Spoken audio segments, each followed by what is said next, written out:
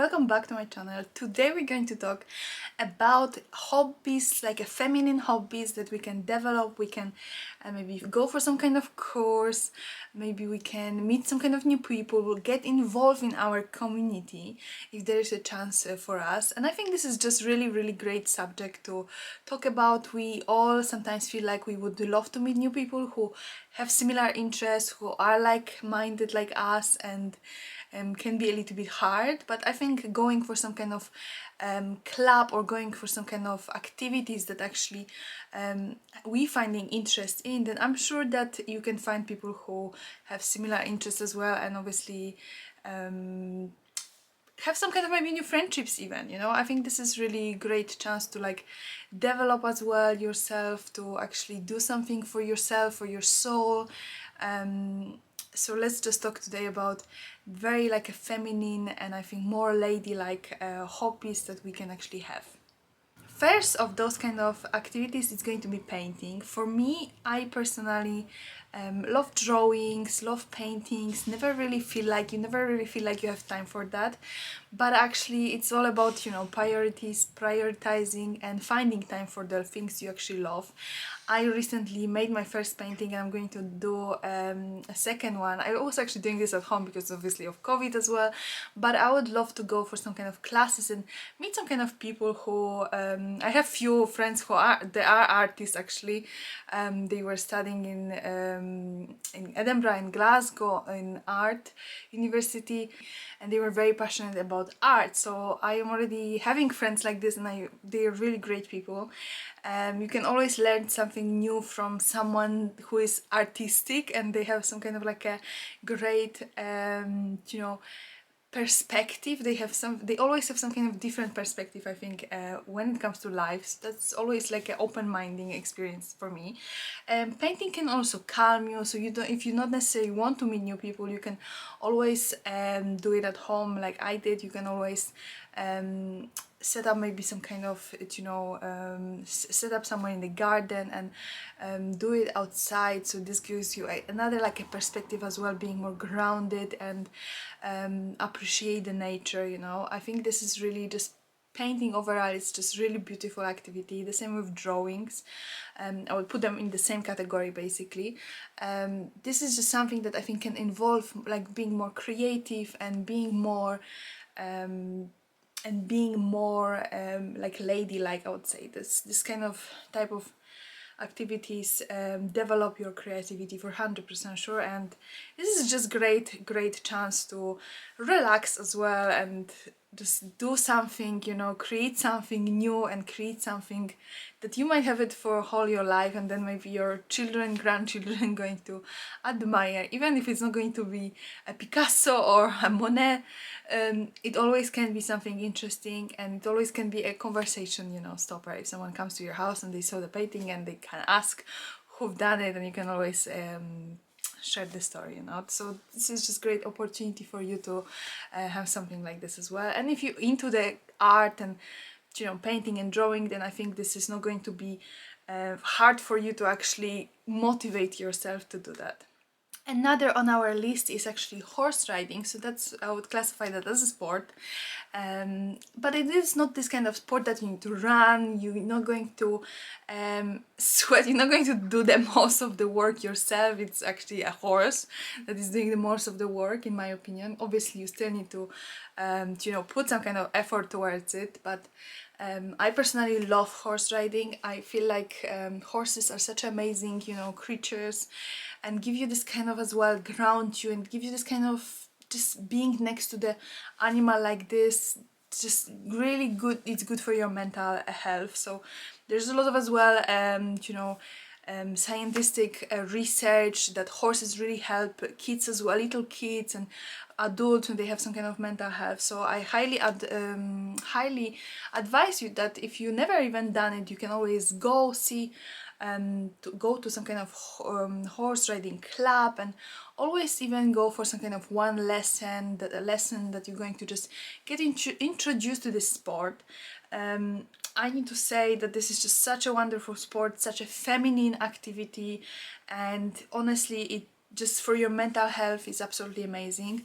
Didn't really do it for quite a while now. I didn't do it. I've done it last time when I was still in Poland, so this was already like 6-7 years ago, which is a shame. I don't know, like when I was living in London, this was never, you know, like think of, like never thought about this, but actually I missed that as well, you know. Right now I can't, but I don't even know how would this happen with kids, small kids running, but I guess I would like my son as well. Once my sons are bigger, I would like them to learn horse riding as well. So I don't think horse riding, I don't think it's only a sport for a woman, but I think it's a good skill to have, you know, even if it's like a basic skill for a man.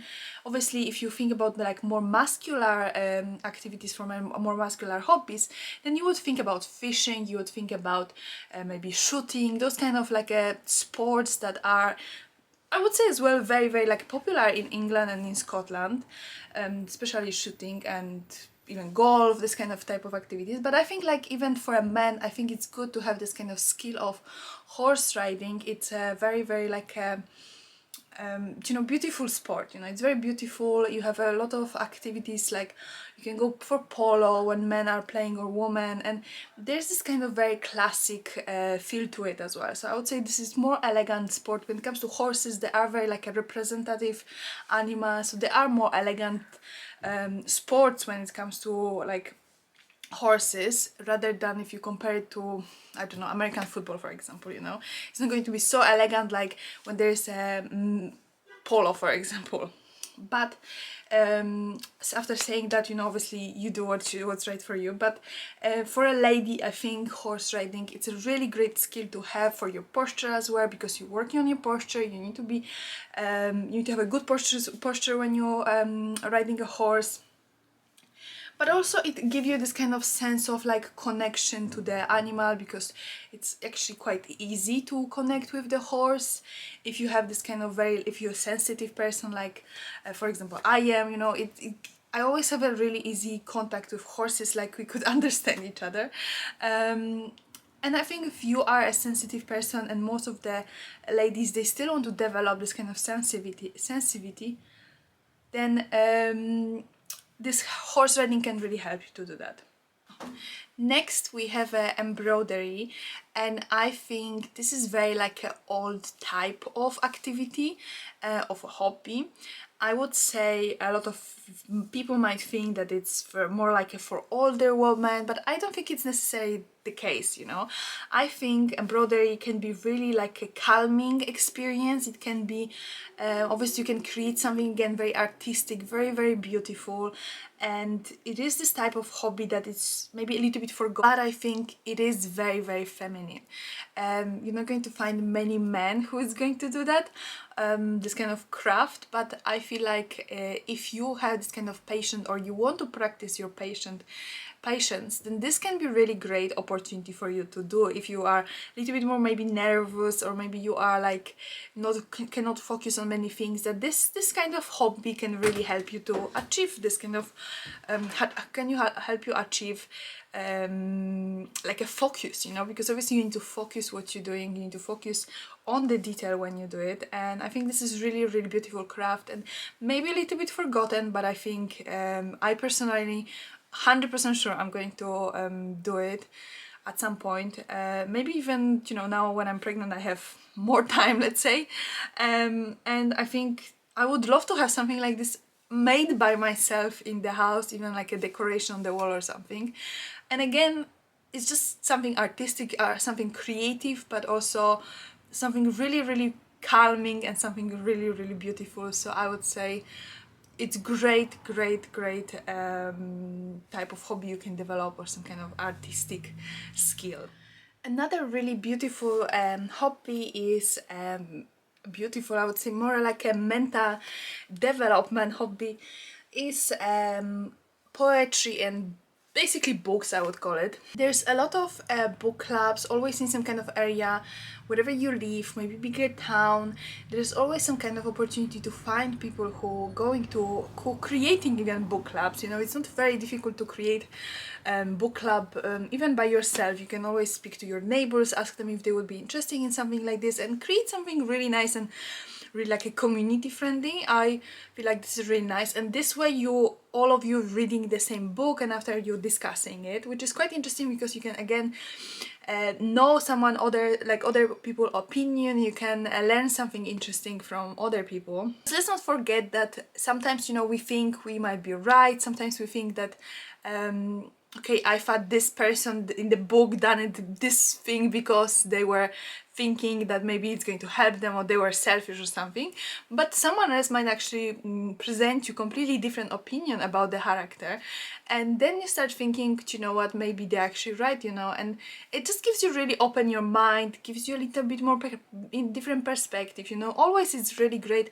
chance. I really love to talk about books, you know, and I feel like this is another thing I would love to do it, you know, find some kind of book club that you can meet once, I don't know, in 1 week or 2 weeks, everybody read the same book. You don't necessarily need to finish always the book. I think it's just even if you go to the middle, just having some kind of conversation, or even I think reading books, if you're not really into the reading in the group, you can read it on your own. And if you have a people around you who are like who reading books as well, then I think it's a really great conversation, you know. It's just, you can always talk about books, and if someone reads the same, if someone actually read the same book, it's just like it's just like you are like, oh, we can talk about this book, you know, it was so great, or it wasn't maybe, you know. But I just feel like conversation about, you know, books or a conversation about poetry, this is very very like again touching a little bit deeper, you know, and just going towards yourself, like discovering yourself. I think this is just something really really beautiful. So I think for those of you who actually love books, I'm sure there are some kind of even Facebook maybe groups that you can connect with people there, not necessarily from your area but all over the world. So there is always a chance to have a conversation about books, and it is really like a mental developing and self-developing conversation. So I would highly recommend that. I feel like we should read every single day. Like that's my opinion, that if you want to develop your brain, if you don't want to like feel like you're stuck and you are like in the box, you don't really grow and, you know, getting like more open-minded, then I think like reading can really help you to do that. So that's another thing. If you are feeling like maybe you need this kind of, you know, you need this kind of activity to just get a little bit more open-minded, and obviously it's really going to develop your brain, it's going to help your memory. So books overall are great, you know. If you choose poetry, if you choose science fiction, if you choose whatever your really preference are. Some people really love to read documentary book.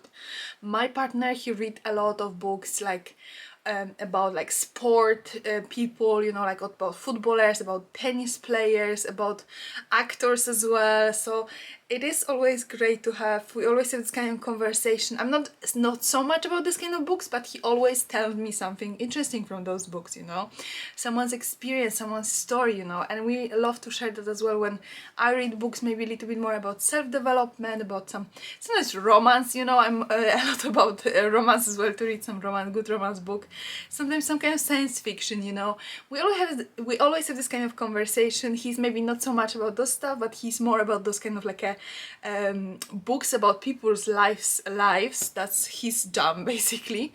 But I always like to have this kind of conversation with him. Last time he was reading about Matthew McConaughey, and actually, you know, I would never probably read a book, but he told me a lot of things about his life, like what kind of life he had, and I was surprised, and I was like, actually changed my opinion about this actor as well. So, you know, it's always great conversation, and I think having as well a partner who like the same kind of activities, or you don't necessarily need to share the activity in the same time, but you can talk about them. That's quite interesting and quite important as well, because because of that you both growing, you know, you're not stacking in the same place and you're not having all the time the same opinions. You really both growing and you just coming out from your as well sometimes comfort zone of your thoughts, you know, and looking at different kind of perspective, because there are different perspectives out there and sometimes it's good to hear them as well. It could be quite hard actually if you would have a partner who completely doesn't like the same thing, you know, then I think it could be a little bit more struggle, because obviously you want to do things together, but you don't want to watch only TV, you know, you want to, when we're going on holiday for example, we always take books with us because we know we're going to sit at some point on the beach, and even we swap the books between us, and it's really great as well, because you know it's like, I don't know, I really like that we both are readers. Another thing that I feel like it's really feminine, it's really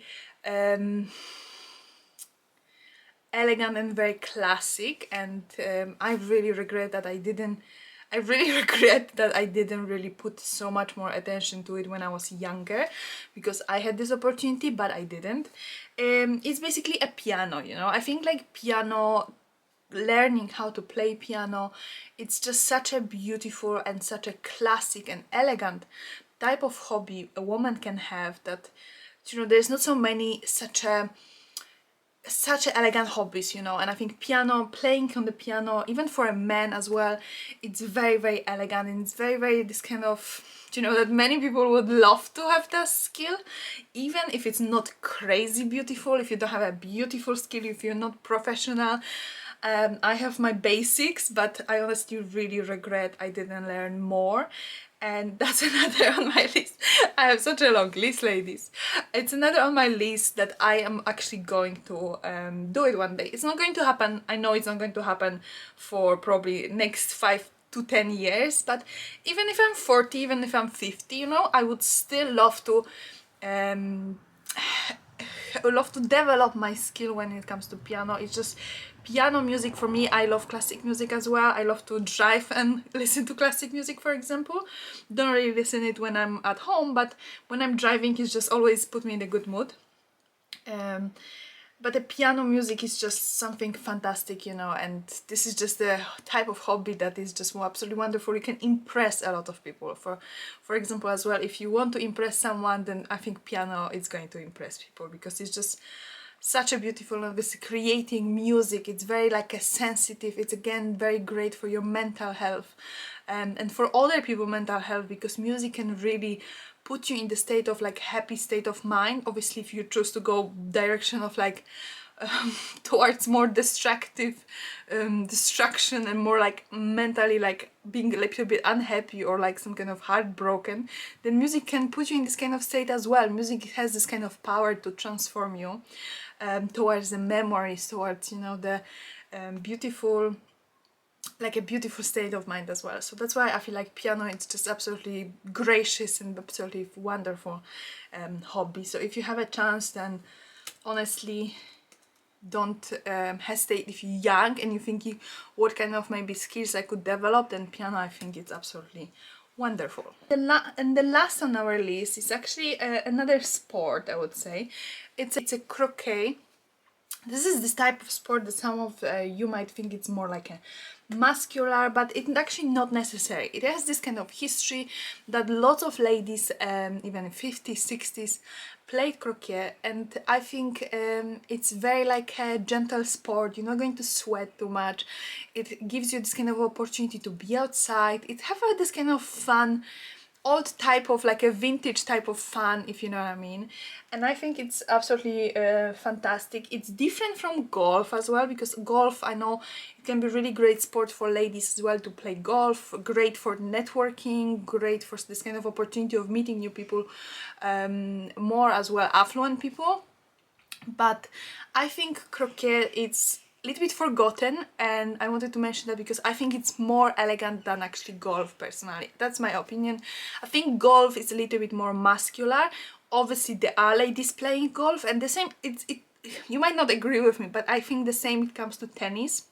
The tennis, because of as well how you building your muscles, the ladies, obviously they're wearing short dresses, and that make them more like ladylike, more like elegant in this kind of category of dress code. But I still feel, because of how you're building your muscles when you're playing tennis, it is a little bit more muscular rather feminine. And that's where the croquet, I think, is more feminine from this perspective of you don't really build so much muscles. It is more like about fun. It is more about this kind of fun competition, challenge, but not necessarily getting too bulky or something like this. It's just beautiful sport that it's just forgotten a little bit more. And I think it's something that it's wonderful, you know, it's wonderful sport, I think, as well.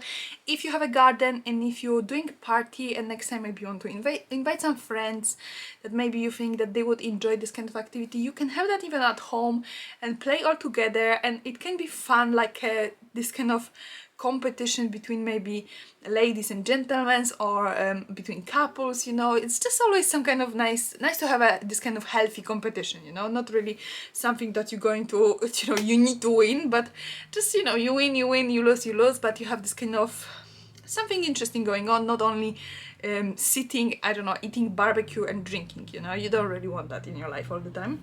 But I think this is this type of sport that really great for ladies, and I would recommend you to try it.